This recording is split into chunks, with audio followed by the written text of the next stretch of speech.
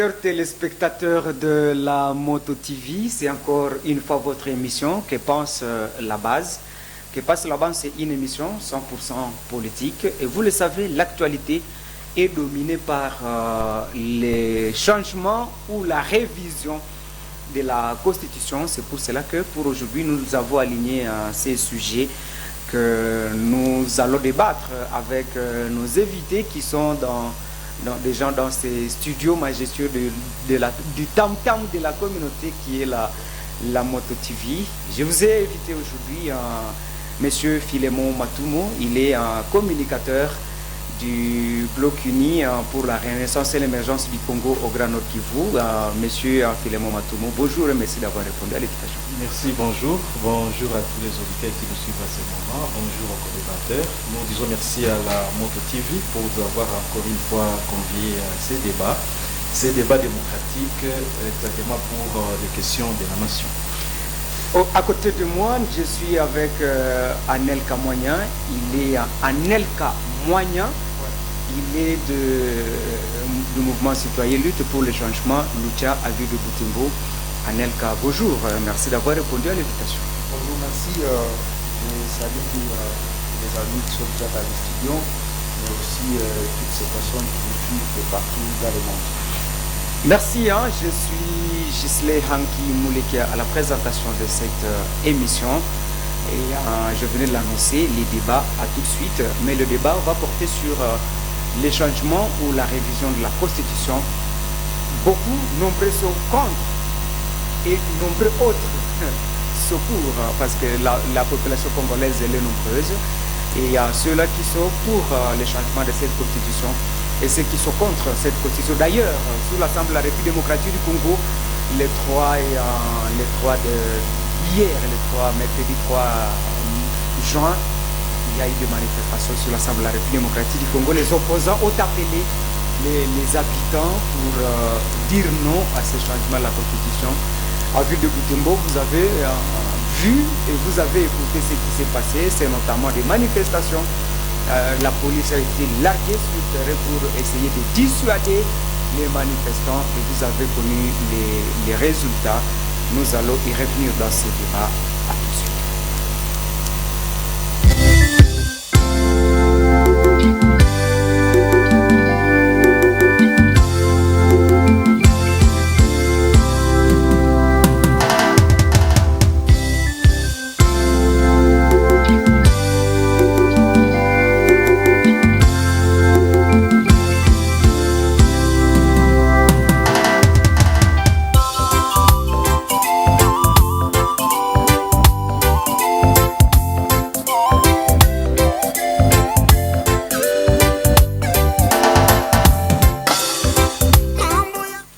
Merci chers téléspectateurs, vous qui suivez Moto TV à présent. Nous sommes dans ce studio pour essayer de décortiquer le sujet autour du changement ou de la révision constitutionnelle. C'est un débat qui a été annoncé il y a longtemps par les membres de l'Union sacrée, visiblement, et qui a été confirmé par le chef de l'État. C'était dans un point de presse qu'il avait animé à Kinshasa. C'était à l'occasion de la journée de la liberté de la presse parce qu'il a accueilli les journalistes pour leur parler. Et dans ce briefing, Félix Tshisekedi avait quand même annoncé qu'on peut changer la Constitution parce qu'il y a beaucoup d'articles qui entravent le bon fonctionnement du travail des ministres, le travail des députés. Et soit, il y avait beaucoup de trucs qu'on a annoncés. Et l'opposition congolaise s'est inscrite à faux contre les changements ou la révision constitutionnelle. Mais avant de toucher ces thèmes, je vais d'abord demander à Philémon Matoumo ce qu'il a retenu comme actualité au courant du début de la semaine ou de la semaine passée. Oui, merci encore une fois pour la parole. Aussi, je salue les auditeurs de partout, ils sont en train de nous suivre. En fait, nous avons été marqués par un bon nombre d'actualités. Je veux ici parler, par exemple, de cet accord, n'est-ce pas, historique sur le cacao. C'était à Abidjan.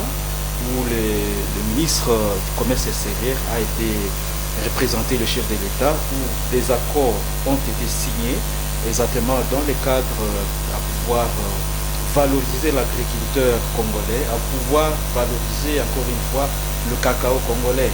Comme vous le savez, il s'est posé un moment où les prix a baissé, nos produits n'étaient plus compétitifs sur le marché mondial. Et donc il a été très impérieux que cet accord soit signé. Vous le savez, en Côte d'Ivoire, Abidjan, ce sont des pays qui ne sont pas les moindres dans ce domaine, au fait, dans le secteur de l'agriculture et surtout parmi les premiers producteurs du cacao. Et donc nous encourageons tous les opérateurs agricoles à pouvoir faire encore mieux pour que notre pays puisse, n'est-ce pas, se retrouver demain parmi les grandes nations producteurs et pourquoi pas exportateurs du cacao. En deuxième lieu, c'est exactement ce que nous déplorons, nous regrettons tous, il n'y a pas cela longtemps.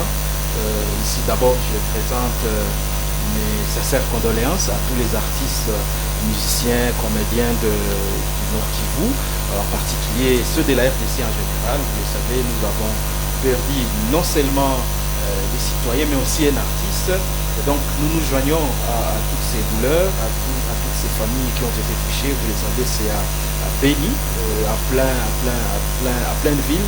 Et donc ça inquiète. Mais nous pensons, nous sommes confiants et sereins que le gouvernement, les forces armées, les partenaires ne baissent pas la garde et que tôt ou tard, et d'ailleurs je vais surtout dire que le gouvernement est en train de tout faire que la paix puisse revenir dans les zones qui aujourd'hui sont touchées par les ennemis de la paix. Je suis en train de parler déjà ici des EDF, je vois les M23.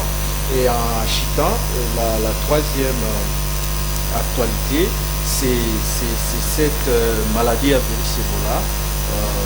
Nous avons un moment appris que le ministre du Transport, son Excellence Jean-Pierre Bemba, avait suspendu exactement les trafics aériens, Kinshasa, Bunia et un peu partout là-bas. Mais tout récemment, il y a eu ouverture et que je crois que cela, comme les autres étaient en train de le dire, ça va contribuer à l'acheminement des produits et que la fermeture des aéroports n'était pas du tout bien accueillie, mais au moins le ministre a été attentif et nous continuons à appeler exactement notre population, les habitants de Butembo, de Beni, de Bunia, d'un peu partout, à pouvoir bien observer les mesures dictées par les autorités sanitaires, parce que la maladie à virus Ebola n'est choisie qui est de l'opposition, qui est de la majorité, qui est des mouvements citoyens, qui est journaliste et qui n'est pas. Et donc nous sommes tous concernés dans la lutte. Et donc voilà, monsieur le présentateur, les quelques actualités parmi tant d'autres qui nous ont Merci Yanel Kamonia. Qu'est-ce que vous avez, l'actualité qui vous a marqué au début de la semaine? Oui, en fait, ce qui m'a beaucoup marqué au début de la semaine, c'est au moins cette guérison des 4 médecins, 4 infirmiers qui ont quand même été sauvés contre l'Ebola, mais aussi cette sécurité, tueries qui se sont passées à quelques kilomètres du bureau du gouverneur. Et ça, en tout cas, ça nous éclaire parce que on continue à se demander vraiment, est-ce que on est sécurisé? D'ailleurs, moi, je commence à voir le gouverneur. Je suis en train de dire que lui aussi, on risque de récapituler parce que quand on tient quelques kilomètres, vous voyez ce que ça donne. Mais aussi, c'est notre manifestation d'hier qui a été une réussite totale. Et notre joie, c'est qu'il n'y a pas eu de carence, la manifestation s'est bien passée. Il y a aussi au niveau urbain, c'est cette sécurité qui est en train en fait, de monter en échelle, où presque dans tous les quartiers, il y a des casoubistes, il y a des cambriolages.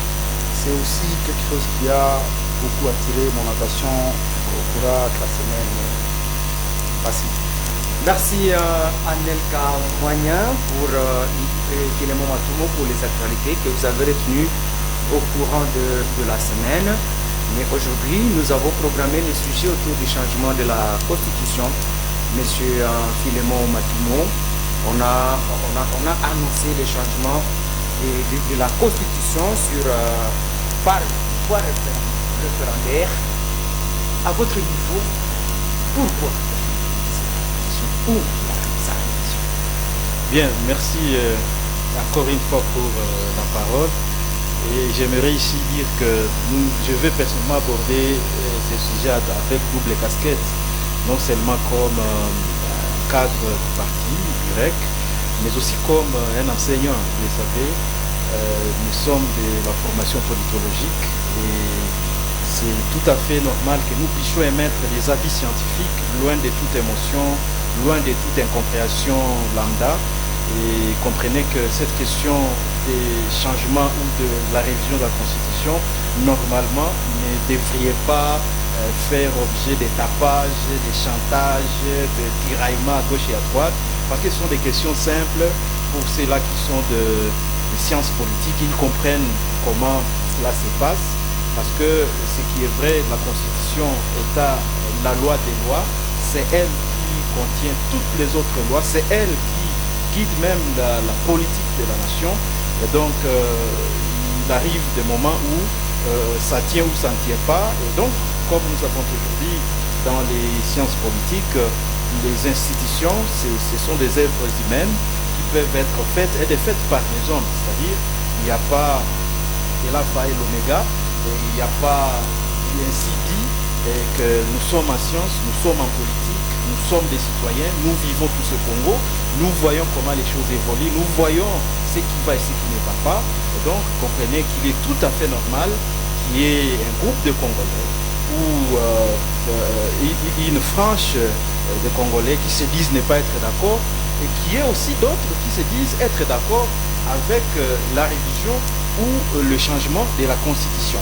Alors, je vais d'abord abonder dans une approche historique, tout en rappelant que, par exemple, en 2006, 2007, 2008, parce que notre Constitution avait été votée en février 2005, je me rappelle, j'étais encore à l'UNIKIL, où nous étions tous au campus. Les débats s'est déroulé autour de cette constitution pendant que même nous au campus, on n'avait pas eu le temps de lire le contenu même de cette constitution.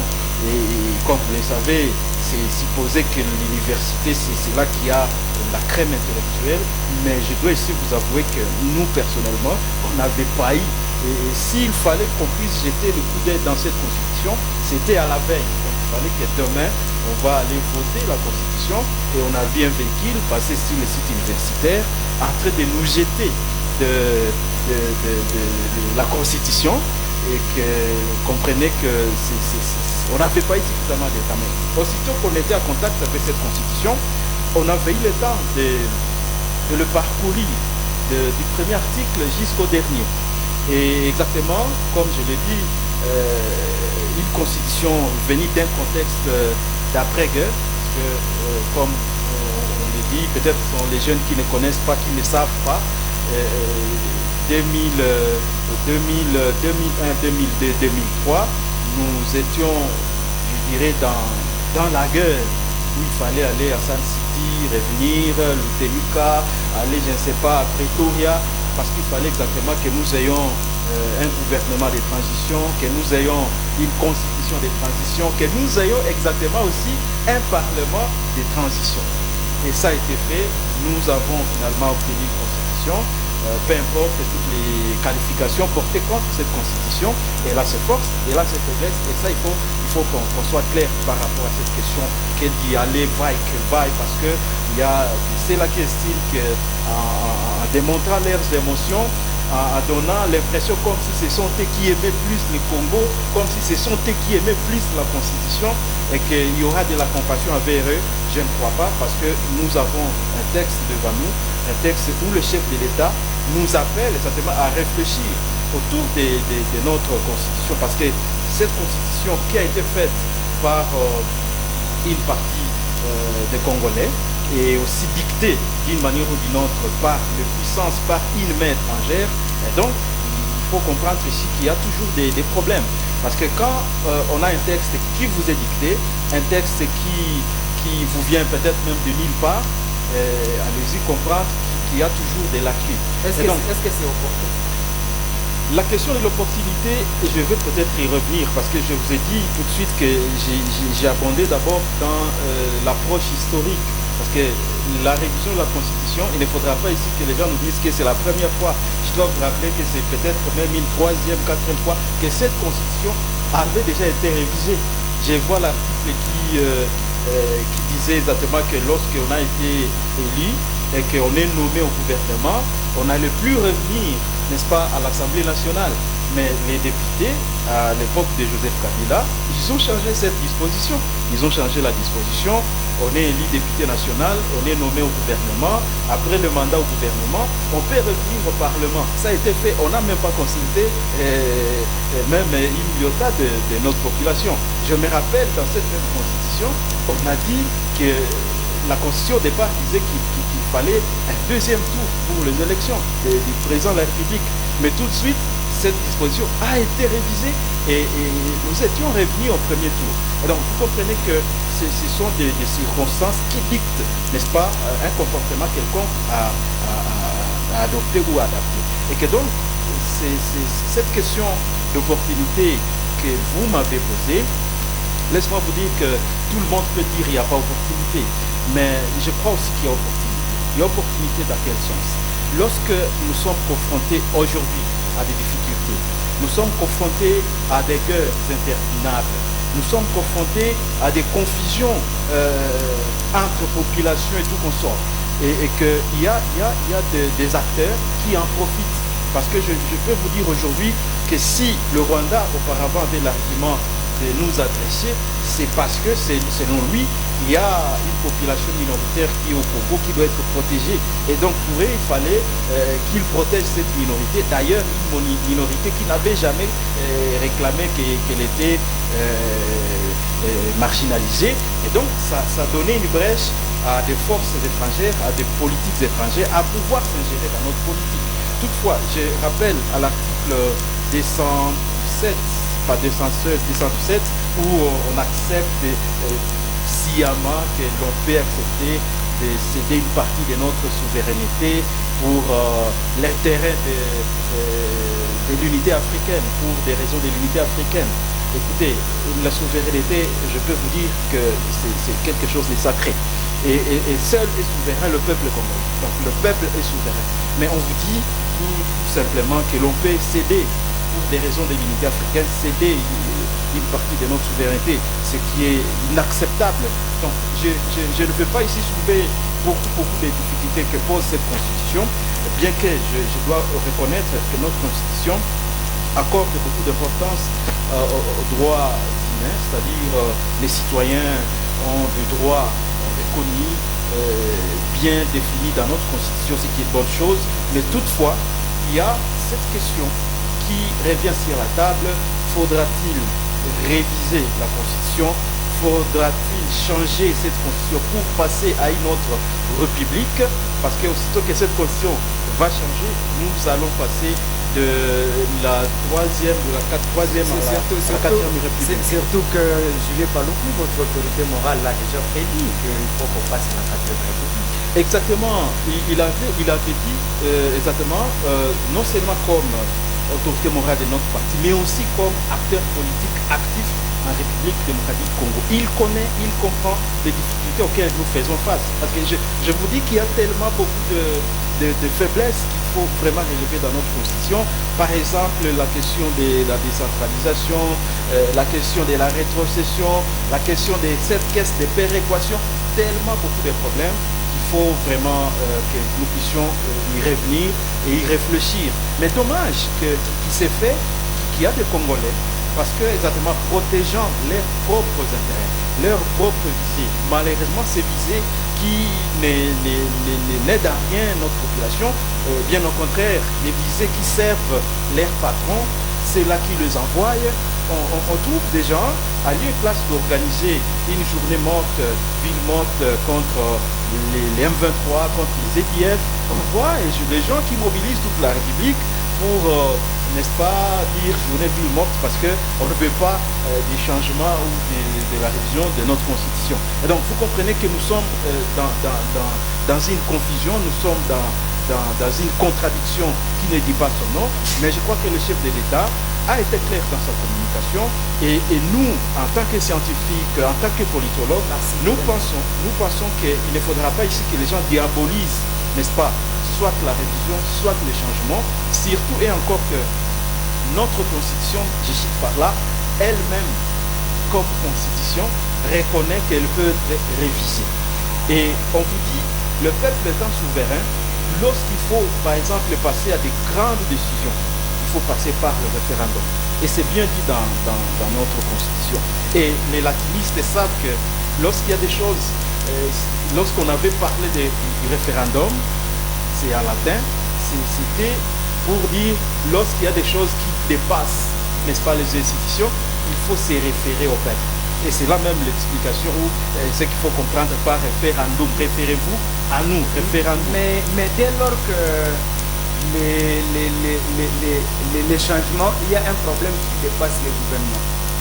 On se réfère à la population. Qu'est-ce qui bloque actuellement la constitution actuelle ne soit respectée? Non, écoutez, je ne veux pas vous dire que la constitution n'est pas respectée. Au contraire, nous voyons nos amis de l'opposition, même certains des mouvements citoyens, qui prétendent défendre ou protéger la constitution, mais au même moment, ce sont eux qui violent cette même constitution avec la fameuse C26 64, n'est-ce pas, cet article qui dit exactement lorsqu'il y a un groupe de Congolais qui veulent prendre le pouvoir par la force, il faut les en empêcher. Et quand on essaie de voir, analyser un peu le plateau politique actuel de la RDC, je ne suis pas en train de voir qui est ces Congolais-là qui a pris le pouvoir par la force, qui est ces Congolais-là qui veut s'accaparer du pouvoir. Et donc, on comprend tout simplement qu'il y a nos amis qui sont dans une fuite en avant, mais entre-temps, ils sont en train de vouloir, ou ils veulent priver, n'est-ce pas, de notre population, son droit le plus légitime, son droit le plus souverain, c'est lui de se prononcer par référendum. Merci. Parce que le référendum, exactement, on pose une simple question à la population. S'ils sont pour, ou bien qui disent oui pour le changement de la Constitution, ou qui disent non contre les changements de la Constitution. Une simple question comme ça, voilà que maintenant, c'est tout le monde qui veut se faire la santé politique autour de cette question, alors qu'on devrait laisser le débat démocratique et que les gens réfléchissent exactement par rapport à leur avenir, par rapport à leur contexte actuel, parce que s'il y a encore des difficultés qui se posent dans notre système politique, c'est parce qu'il y a exactement certains textes qui, n'est-ce pas, bloquent certaines actions des décideurs. Merci, Philem Matumo, pour votre argumentaire. Monsieur Anelka Moignan, vous êtes du mouvement citoyen Lutte pour les changements à Lucha. Les débats actuels dans la République démocratique du Congo, c'est le changement de la Constitution ou sa révision. Quelle est la position de la Lucha? Merci beaucoup pour la parole accordée. La Constitution, les changements ou la révision de la Constitution, la Lucha n'est pas pour les changements ou la révision de la Constitution dans les contextes actuels. C'est l'opportunité. Il faut voir la question de l'opportunité. Et même cette Constitution, quand on parle du changement, ça veut dire qu'il faut pas recommencer tout à zéro, n'est-ce pas? Et quand on dit révision, il y a certains articles qu'on va toucher dans la Constitution. Mais que prévoit aussi cette Constitution-là? Pour me réviser, qu'est-ce qu'il faut? C'est l'opportunité dont je suis en train de vous parler. La Constitution elle-même dit, si vous voulez me réviser, il faut que le pays ne soit pas dans l'état de guerre, il ne faut pas qu'il y ait état d'urgence, il ne faut pas qu'il y ait état de siège. Et pourtant, ce sont les situations que nous sommes en train de traverser. Et voilà, comme l'union sacrée veut contourner en fait cette réalité qui est dans la Constitution, ils veulent maintenant nous amener des mercenaires qui vont en fait recevoir un texte, sans pour autant avoir un consensus avec les Congolais. Parce que si on veut changer la constitution, ils viennent maintenant dire voilà comme la constitution nous empêche en fait de le réviser par rapport aux situations que nous sommes en train de traverser, on va changer la constitution. Pour changer la constitution, il faut qu'il y ait consensus. Comme on l'a fait à Saint-Titi, je suis content d'avoir devant moi un enseignant. C'est vraiment quelque chose de bien parce que même les étudiants qui sont en train d'enseigner sont en train de nous suivre pour le monde. Il serait mis en fait de dire des choses qui vont aider en fait même ceux qui nous suivent à comprendre quand même les situations qu'elles sont en train de faire. Maintenant, lorsque l'Union sacrée se retrouve dans cette situation, il cherche à tout prix en fait de diaboliser ou de dire tout ce qu'ils veulent, mais nous, ici à l'Est, parce que cette question, il faut la voir, il faut l'analyser dans des contextes. Ceux qui sont à l'Ouest sont en train de comprendre cette question d'une autre manière. Et nous qui sommes ici à l'Est, nous l'analysons de notre manière. Parce que nous, c'est la Constitution qui dit elle-même qu'on ne peut pas me réviser en état de guerre. Comment Félix Tshisekedi et l'Union sacrée sont en train de faire les consignes pour dire que nous allons changer la Constitution. Et là, nous, on s'est dit non, état qu'un peuple souverain, la Constitution elle-même qui nous autorise en fait de barrer la route à toute personne qui pouvait avoir une intention en fait de se maintenir au pouvoir, de prolonger le mandat. Voilà pourquoi nous avons dit qu'il faudrait quand même commencer à mobiliser le peuple. Félix Tshisekedi qui demande en fait à la population, dans son point de presse récent, dit si la population me donne un troisième mandat, moi j'accepterai. Et même, cette même population l'a déjà interdit à travers la Constitution 220 que nous, à travers le référendum, on ne veut pas que le président Bill soit au quatrième. Donc il pose en même temps la question auquel lui-même a une réponse. Voilà pourquoi nous, on est en train de dire, si aujourd'hui, d'ailleurs on se demande, est-ce que réellement ceux qui nous dirigent aiment le tout? Est-ce qu'ils aiment réellement le tout? Nous avons dit, qu'est-ce qui empêche, par exemple, un commandant ou le gouvernement de nous garantir la paix dans la Constitution? Lorsqu'on va nous montrer un article qui dit, ici, voilà ce qui m'empêche, moi, par exemple, à sécuriser la population à Béni. Voilà ce qui m'empêche à donner de l'eau à la population. Voilà ce qui m'empêche à ramasser même les déchets à vie. Là, ils ont le droit de réviser la Constitution. Mais la Constitution prévoit quelque chose. On ne peut pas réviser la Constitution dans les contextes de la guerre.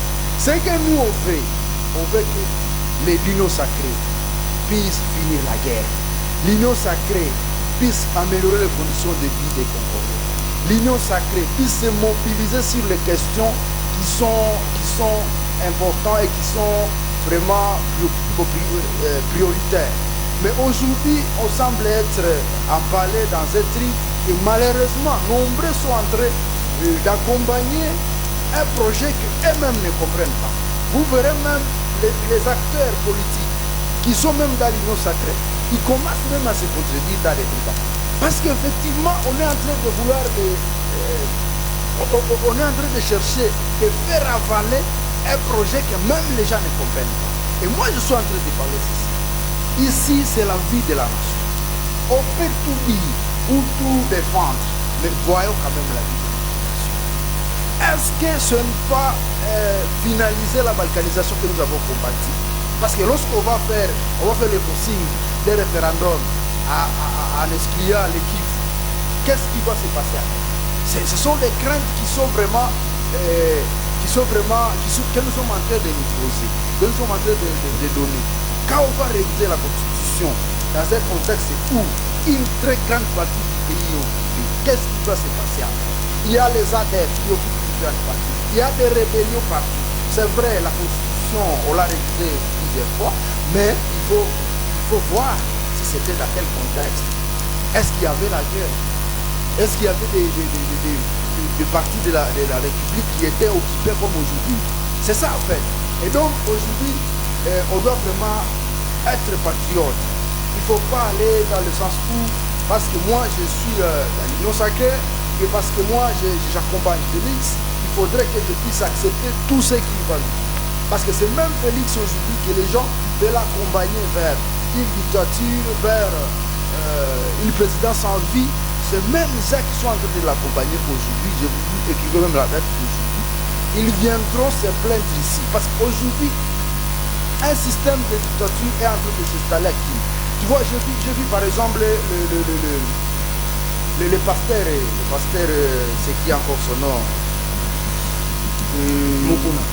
Non, pas Mukuna, l'autre là qui avait parlé sur la question de la constitution, de non c'est qui, je ne répète son nom.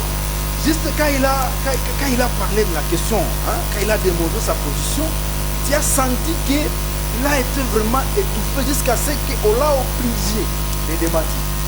Il y a d'autres. Donc c'est une dictature qui veut s'installer et que tout le monde n'a plus droit en fait à exprimer son opinion libre. Et voilà là où nous sommes en train d'amener. Mais Anelka, vous savez que certains animateurs de l'Union sacrée ont été clairs. Félix n'a pas un mandat, mais une mission. Qui l'a donné cette mission? Qui? Il faudrait le demander. Le peuple souverain a dit que Félix doit faire des mandats. Et c'est dans la Constitution. Et quand les gens viennent, en fait, il a une mission. Qui l'avait donné cette mission? C'est là que je suis en train de vous dire. Heureusement, même Félix lui-même avait dénoncé ça. Il avait dit, tous ces gens qui sont en train de dire des trucs comme ça, moi je ne les ai pas envoyés. Donc ils cherchent le soi aimé. Alors, quand je vais dire ça, peut-être que je peux avoir une poste, je peux avoir ceci. Et malheureusement, ils ne savent pas qu'ils sont en train d'exploser la nation. Un député, par exemple, un acteur politique qui vit au nord, devant Dieu, il ne devrait pas quand même soutenir le changement de la Constitution ou la révision de la Constitution dans les contextes actuels. À moins qu'il fasse sa politique pour autre chose. Mais si réellement il fait sa politique pour l'intérêt du peuple, en vérité, il ne devrait pas quand même tomber bas jusqu'à ce niveau. Mais qu'est-ce que vous craignez si on change la Constitution? Ce que nous craignons, je l'ai déjà évoqué, la Constitution ne peut pas la changer sans consensus. Il faut qu'il y ait dialogue, par exemple, que les gens se rassemblent et se disent, voilà, ceci nous a servi à ça, et nous tous encore, comme Congolais, voilà ce qu'on fait. Mais ce que l'Union sacrée veut faire, appeler les mercenaires qui vont décider sur un texte qui va conduire le pays. Et malheureusement, ceux qui sont en train de dire que non, cette constitution que nous utilisons venait de l'extérieur, sont des qui veulent maintenant nous amener un truc qui fait de l'extérieur. Mais Félix, il a annoncé clairement que lors de leur accord avec Washington, ils ont dit, si on veut les réformes au niveau de la justice, il faut changer la Constitution. Tu vois, déjà, il y a une main noire derrière le changement de la Constitution qui veut à ce que, voilà, comme on ne veut pas aller de sens, si on changeait, peut-être ça peut nous permettre de piller ou de faire autre chose contre la République romantique. Donc c'est ça, en fait, ce qu'il faut savoir ici. Merci, Anelka Filemon. Maintenant, je peux lire quelque chose sur mon téléphone. On nous apprend que la modification de la Constitution désigne le processus formel de changement des lois fondamentales d'un État, souvent initié pour adapter les institutions à l'évolution de la société ou pour des motifs politiques. Nous voulons changer aujourd'hui la Constitution pour l'évolution de la société ou des motifs politiques. Bien, merci. Mais c'est simple à comprendre. Ici, on vous dit par rapport au contexte, je l'ai dit tantôt, que les contextes politiques, ça, c'est dans les théories des sciences politiques, il y a ce qu'on appelle la contingence politique. C'est une théorie qui soutient que les réalités ne sont pas les mêmes partout et au même moment, où les époques en politique ne se ressemblent pas. Si hier cette constitution avait été faite ou rédigée par des belligérants, allez-y comprendre les RCD et Goma, les RCD original, le gouvernement, on a vu les Roger Lumbala, tout le monde, et tout le monde voulait, je vois aussi les MLC à l'époque, tout le monde voulait que sa part ou sa protection apparaisse dans la constitution que nous qualifions d'une constitution des belligérants. Bien que cette constitution nous a permis d'organiser 2 ou 3 cycles électoraux, nous avons vu comment après chaque élection, il s'est posé toujours problème, il s'est posé toujours des tiraillements, il s'est posé toujours des contestations. Et donc, vous comprenez, tel que vous dites là, normalement, à mon humble avis, le changement de la Constitution ne poserait pas problème. C'est peut-être un problème de compréhension des uns et des autres, parce que scientifiquement parlant, lorsque on vous dit, comme vous venez de le dire là, que cela peut être motivé soit pour des raisons politiques ou pour des raisons des contextes ou des réalités du moment, et si j'ai bonne mémoire, les chefs de l'État et même les acteurs de l'Union sacrée ont soulevé exactement l'inadéquation ou l'inadaptation des contextes ou des réalités politiques actuelles du pays ne tiennent plus avec les réalités ainsi couchées dans notre constitution. Et donc vous comprenez ici que la révision de cette constitution, et je dis d'ailleurs que ce n'est pas une première fois, et d'ailleurs cette révision qui ne nécessite pas qu'il y ait référendum, mais plutôt le changement de la constitution. Parce que quand vous lisez très bien l'article 5 de notre constitution, comme je vous ai dit, qui reconnaît la primaire pour la souveraineté au peuple congolais, et donc c'est ce peuple-là qui doit être constitué. Mais on a vu les gens s'agiter, les gens crier sur le toit des maisons à gauche et à droite, parce qu'exactement il y a une loi référendaire, n'est-ce pas, qui venait d'être votée au Parlement. Et c'est quoi cette loi référendaire? C'est en fait la loi qui définit comment on peut, n'est-ce pas, organiser un référendum, comment ça peut se passer, qui peut être consulté, qui ne peut pas être consulté. Mais je m'inscris totalement en faux quand j'écoute de mon ami ici des allégations genre le changement de la constitution égale tout va changer, donc on va tout changer. J'ai écouté mon ami qui nous dit voilà, on va nous amener des mercenaires. Mais je ne sais pas qu'est-ce qu'il attend par ce qu'on dit mercenaires. Et qui sont ces mercenaires-là? S'il le connaît, il peut nous le dire. Mais je l'ai écouté, il faut qu'il y ait un consensus. Mais la démocratie elle-même, c'était consensus. C'est-à-dire, quand on est dans une démocratie, il ne faut pas fuir le débat. Et c'est pourquoi d'ailleurs nous avons toujours déploré l'opposition congolaise qui ne tire jamais des leçons des erreurs du passé. Nous avons vu cette opposition qui est longtemps restée dans la politique de la chose vide. À lieu et place, parce que je vous ai dit, nous sommes en démocratie, à l'heure et place où il faut amener des arguments, il faut amener des idées opposées. Au sein du Parlement, on trouve un groupe des opposants censés représenter le peuple qui quitte le Parlement et finalement, on s'est dit, ben, c'est quelle façon de faire? Il ne faut pas fuir le débat. Il faut plutôt amener les arguments contraires. Et c'est ce que je disais toujours, que l'argument du faible, c'est la boxe. Et donc, quand on n'a plus d'arguments, on ne reste qu'avec les biceps. Et nous, on s'est dit, nous, ça ne se passe pas comme ça, la démocratie. La démocratie, c'est savoir écouter le point de vue de l'autre, quoi qu'il soit un point de vue contraire. Ça, il faut vraiment que nous puissions retenir. Et donc, notre constitution, comme je l'ai dit, mon ami qui lui parle des mercenaires, je vous dis, il n'y a pas de mercenaires. Ce sont des Congolais, ce sont des professeurs, ce sont des acteurs politiques. Ce sont les forces vives, les citoyens, mouvements citoyens, la société civile, qui exactement doivent, aussitôt que le débat sera ouvert, chacun pourra, n'est-ce pas, y apporter sa part de réflexion. Et donc, ici, quand on vous dit cette constitution doit être changée, c'est parce qu'exactement, quand on essaie de lire, on sent qu'à ce point de vue, cette constitution tire la couverture du côté RCD. Justement, quand on lit la Constitution, est-ce qu'on peut énumérer les articles de la Constitution qui nécessitent le changement si ce n'est pas l'article 220 que vous cherchez pour que le président de la République prenne le troisième mandat? Est-ce qu'il y a des articles qui interdisent par exemple au maire de Butembo de ne pas de faire la propriété, les salubrités, et d'arranger les avenues? Et quel est l'article pour le président de la République de demander au ministre de la Défense de venir organiser des offensives contre le EDF? Quels sont les articles finalement qui sont visés? Tout soit on va remballer tel qu'Anel Kaliti, on va remballer tous les articles, on les change, ou soit on vise seulement l'article de Sahel. Je vous concède votre point de vue et votre question, votre argumentaire. Quels sont ces articles qui empêchent à ce que le gouvernement ne pose des actions? Non, laisse-moi vous dire que nous sommes dans une république, dans un pays continent. nous sommes dans un état où tout est régi par des textes. Et que je ne m'irai pas ici revenir trop dans les questions des politiques publiques parce que la question de l'insalubrité, il ne faudra pas ici qu'on aille encore ficher ça dans la Constitution. Même vous êtes conscient qu'il faut faire la propreté chez vous. Et donc si se posent des problèmes comme ça, laisse-moi vous dire qu'il ne faut pas ici incriminer la Constitution. Mais je vous dis que cette Constitution faite par des belligérants ne pouvait tirer que des intérêts pour satisfaire les différents castes politiques à cette époque-là.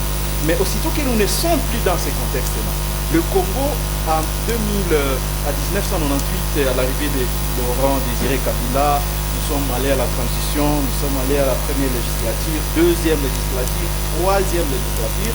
Pendant ce temps, il s'est constaté des failles. Et lesquelles failles sont en train d'être relevées ou soulevées exactement dans le contexte actuel.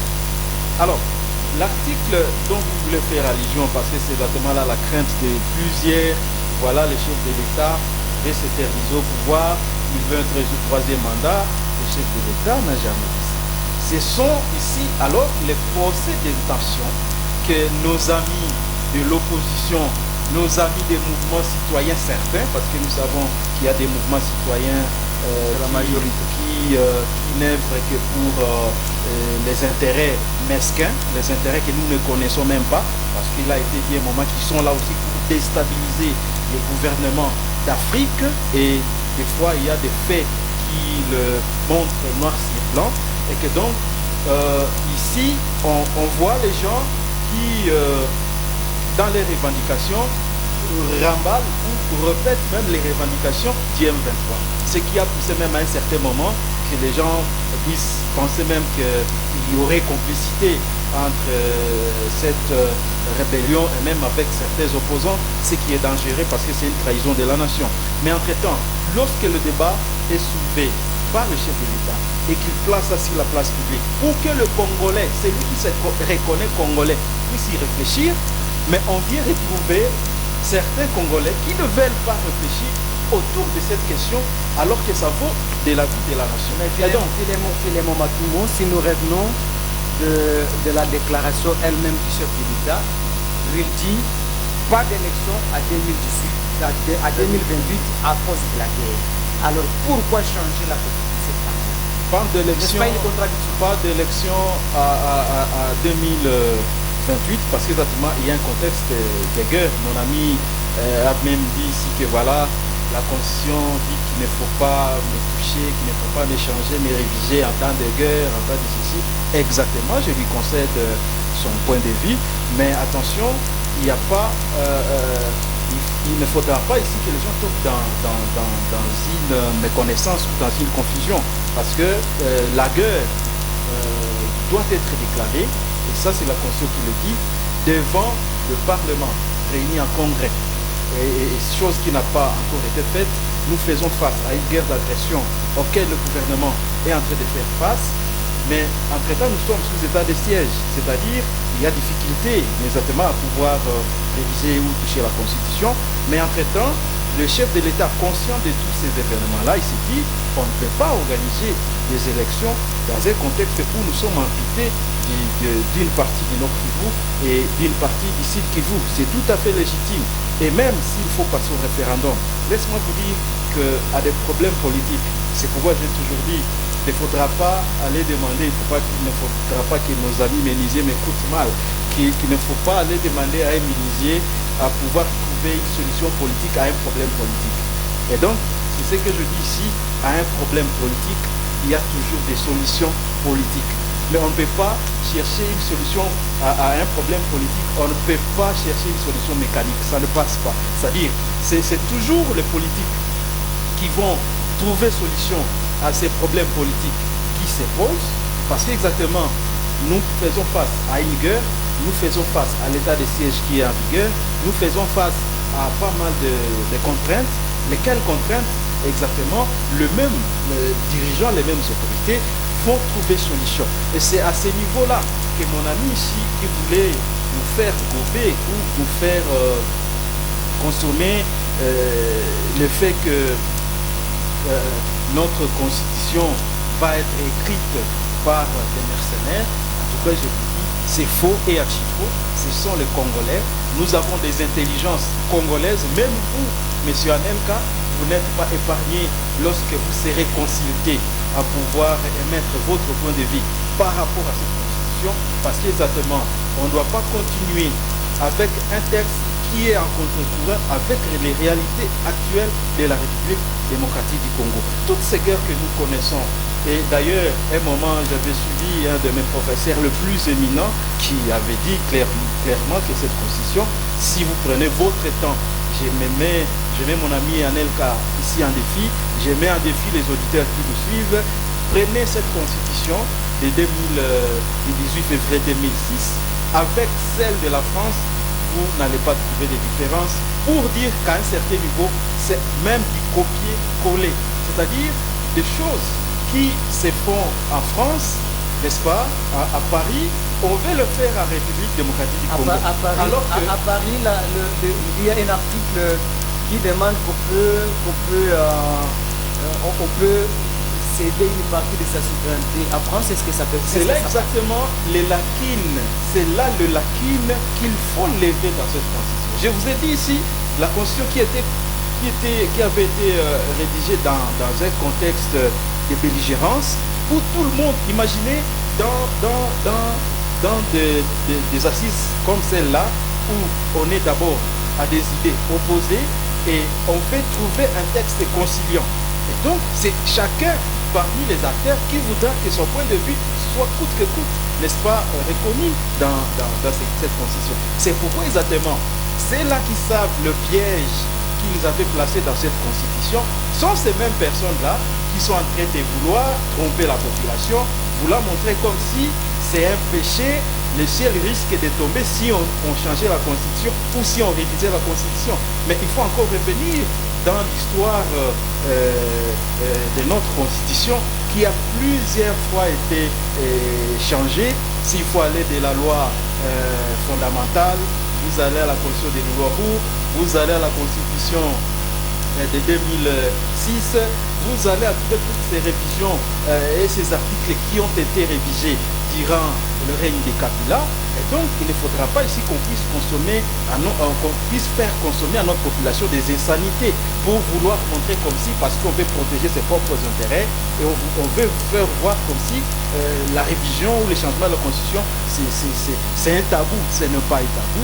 Bien au contraire, c'est un débat comme ce que nous sommes en train de faire ici. C'est peut-être vous qui n'allez pas nous donner suffisamment de temps.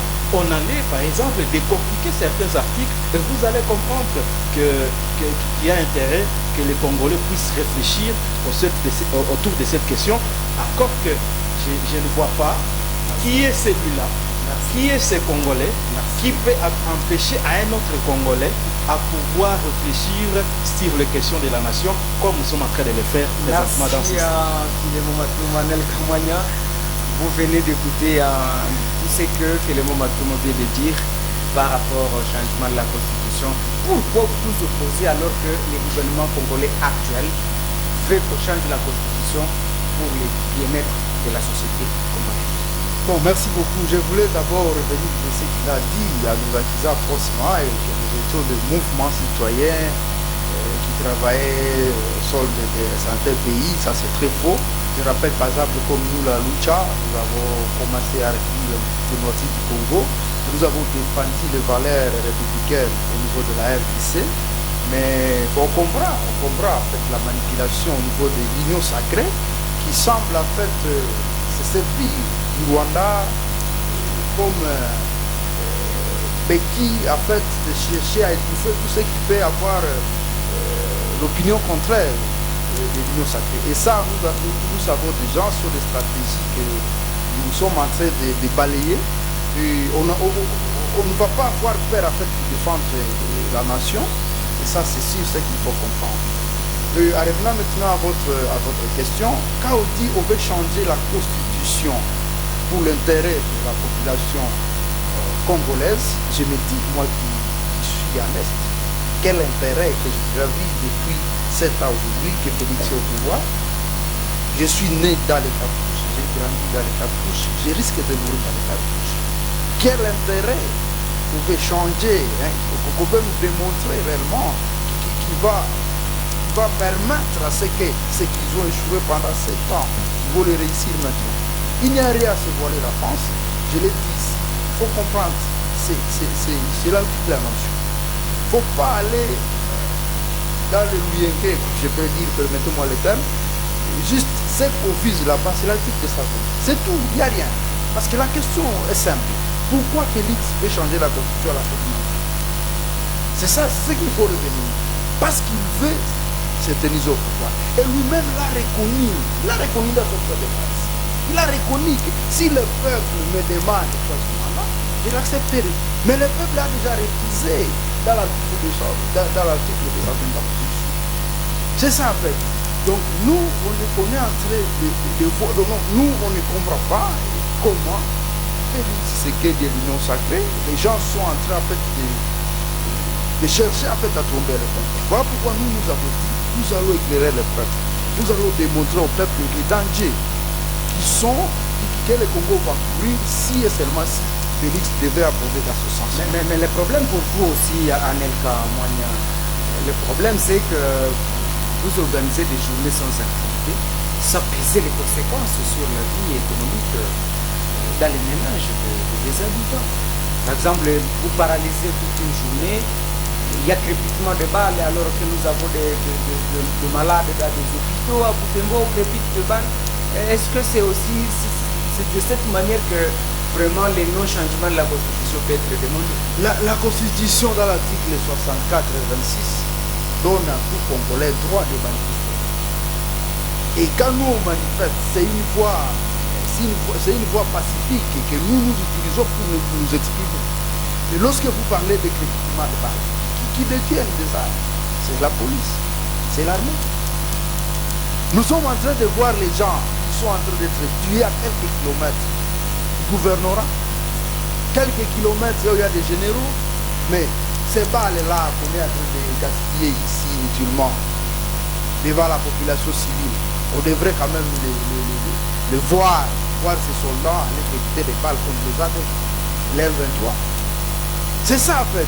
Donc on est dans un pays où, je l'ai dit, on veut nous amener dans une passée unique et tout le monde doit passer comme l'union sacrée, où tout le monde doit aller ce que l'union sacrée peut voir. Non, nous on n'est pas là. Nous l'avons dit, s'il y a des priorités aujourd'hui que Félix Tshisekedi et l'union sacrée devraient se concentrer, c'est la paix. C'est la paix. Qu'on se réveille aujourd'hui que Goma est déjà libéré, qu'on se réveille aujourd'hui que les gens qui sont à Bukavu, ils sont déjà libres. Mais ces Congolais-là qui ont voté pour Félix, ils sont en train de souffrir aujourd'hui. Mais au lieu que ça serve comme priorité, là on vient à contradiction même avec la Constitution, qu'on veut changer cette Constitution. Donc nous, en fait, tout ce que nous sommes en train de vouloir nous montrer, c'est que Félix Tshisekedi et l'Union sacrée, ils ont un mauvais plat pour nous. Parce que si réellement ils aimaient ce pays, en tout cas le moment n'est pas opportun de changer la Constitution. En tout cas n'est pas opportun, et le peuple va se lever toujours pour dire non à ça. Nous l'avons fait. D'ailleurs, Félix Tshisekedi avec qui nous étions avec lui à Gorée, je me souviens, notre mouvement, quand on organisait des manifestations pour refuser à Joseph Kabila le 3e mandat, on était avec le Félix Tshisekedi ici à Gorée pour dire que nous on ne fait pas ceci, nous on ne fait pas ceci. Demandez même aux gens de l'Union sacrée, monsieur le journaliste, si réellement la Constitution qu'on veut changer aujourd'hui est mauvaise, demandez pourquoi en 2016 les gens étaient tués à défendre cette Constitution. Si vous posez cette question à l'IDFS par exemple, est-ce qu'ils auront quelle réponse?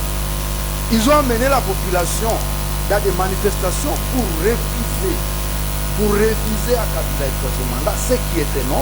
C'est ce que nous aussi aujourd'hui on va faire Félix. Et il le sait très bien que cette population avec qui nous avons milité pour défendre cette Constitution, si je la touche, si je la révise dans les contextes qui ne me permettent pas, cette population va se détruire. Et ça c'est la vérité. Que deviendront les habitants s'il y a référendum dans les partis gérés par le gouvernement congolais? Que deviendront les habitants qui sont sous occupation?